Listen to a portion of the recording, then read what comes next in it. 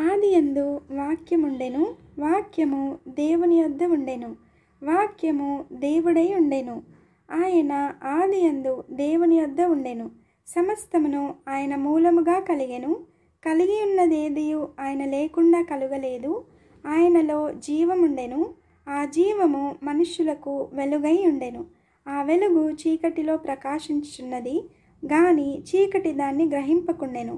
దేవుని యొద్ద నుండి పంపబడిన ఒక మనుష్యుడు ఉండెను. అతని పేరు యోహాను.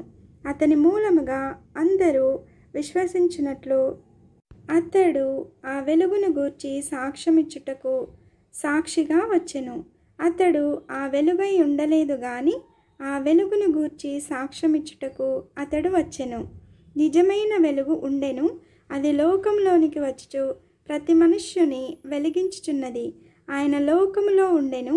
లోకం ఆయన మూలముగా కలిగెను గాని లోకం ఆయనను తెలుసుకొనలేదు. ఆయన తన స్వకీయుల యొద్దకు వచ్చెను. ఆయన స్వకీయులు ఆయనను అంగీకరింపలేదు.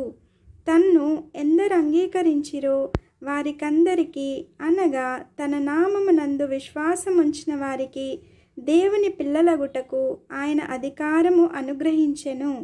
వారు దేవుని వలన పుట్టినవారే గాని రక్తము వలన నైనను, శరీరేచ్ఛ వలన నైనను, మానుషేచ్ఛ వలన నైనను పుట్టినవారు కారు.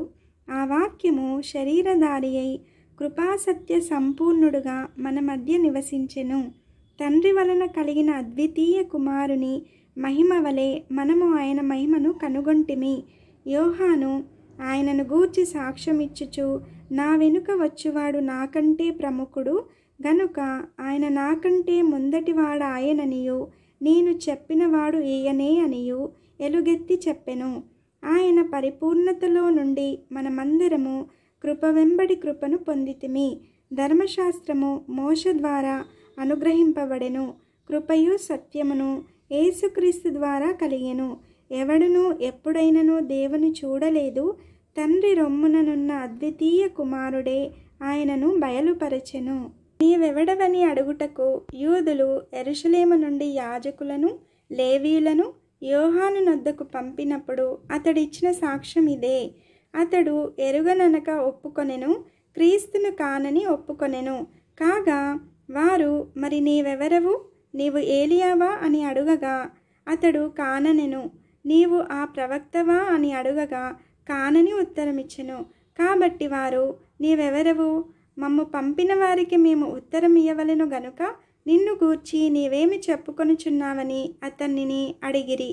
అందుకతడు, ప్రవక్త అయిన యెషయా చెప్పినట్టు, నేను ప్రభువు త్రోవ సరాలము చేయుడి అని అరణ్యములో ఎలుగెత్తి చెప్పు ఒకని శబ్దము అని చెప్పెను. పంపబడిన వారు పరిసయ్యులకు చెందినవారు. వారు, నీవు క్రీస్తువైనను ఏలియావైనను ఆ ప్రవక్తవైనను కాని ఎడల ఎందుకు బాప్తిస్మం ఇచ్చుచున్నావని అతనిని అడుగగా యోహాను, నేను నీళ్లలో బాప్తిస్మం ఇచ్చుచున్నాను గాని నా వెనుక వచ్చుచున్నవాడు మీ మధ్య ఉన్నాడు, మీరాయనను ఎరుగరు.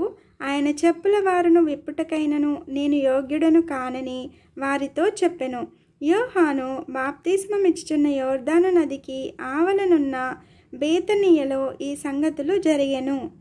మరునాడు యోహాను యేసు తన యొద్దకు రాగా చూచి, ఇదిగో లోక పాపమును మోసుకొని పోవు దేవుని గొర్రెపిల్ల, నా వెనుక ఒక మనుష్యుడు వచ్చుచున్నాడు. ఆయన నాకంటే ప్రముఖుడు గనుక నాకంటే ముందటివాడాయనని నేనెవరిని గూర్చి చెప్పితినో ఆయనే ఈయన. నేను ఆయనను ఎరగనైతిని గాని ఆయన ఇశ్రాయేలుకు ప్రత్యక్షమగుటకు నేను నీళ్లలో బాప్తిస్మం ఇచ్చుచు వచ్చితినని చెప్పెను. మరియు యోహాను సాక్ష్యమిచ్చుచు, ఆత్మ పావురము వలె ఆకాశం నుండి దిగివచ్చుట చూచితిని. ఆ ఆత్మ ఆయన మీద నిలిచెను. నేను ఆయనను ఎరుగనైతిని గాని నీళ్లలో బాప్తిస్మం ఇచ్చుటకు నన్ను పంపినవాడు, నీవెవని మీద ఆత్మ దిగివచ్చి నిలుచుట చూతువో ఆయనే పరిశుద్ధాత్మలో బాప్తిస్మం ఇచ్చువాడని నాతో చెప్పెను. ఈయనే దేవుని కుమారుడని నేను తెలుసుకొని సాక్ష్యం ఇచ్చి తిని అనెను. మరునాడు మరలా యోహానును అతని శిష్యులలో ఇద్దరును నిలుచుండగా అతడు నడుచుచున్న యేసు వైపు చూచి, ఇదిగో దేవుని గొర్రెపిల్ల అని చెప్పెను. అతడు చెప్పిన మాట ఆ ఇద్దరు శిష్యులు విని యేసును వెంబడించిరి. యేసు వెనుకకు తిరిగి వారు తన్ను వెంబడించుట చూచి మీరేమి వెదుకుచున్నారని వారిని అడుగగా వారు, రబ్బీ, నీవు ఎక్కడ కాపురమున్నావని ఆయనను అడిగిరి. రబ్బీ అను మాటకు బోధకుడని అర్థము. వచ్చి చూడుడని ఆయన వారితో చెప్పగా వారు వెళ్ళి ఆయన కాపురం ఉన్న స్థలము చూచి ఆ దినము ఆయన యొద్ద బస చేసిరి. అప్పుడు పగలు రమారమి 4 గంటల వేళ ఆయను. యోహాను మాట విని ఆయనను వెంబడించిన ఇద్దరిలో ఒకడు సీమోను పేతురు యొక్క సహోదరుడైన అంద్రెయ. ఇతడు మొదట తన సహోదరుడైన సీమోనును చూచి మేము మెస్సియను కనుగొంటిమని అతనితో చెప్పి యేసునొద్దకు అతని తోడుకొని వచ్చెను. మెస్సియా అను మాటకు అభిషక్తుడని అర్థము. యేసు అతని వైపు చూచి నీవు యోహాను కుమారుడవైన సీమోనువు, నీవు కేఫా అనబడుదు అని చెప్పెను. కేఫా అను మాటకు రాయి అని అర్థము.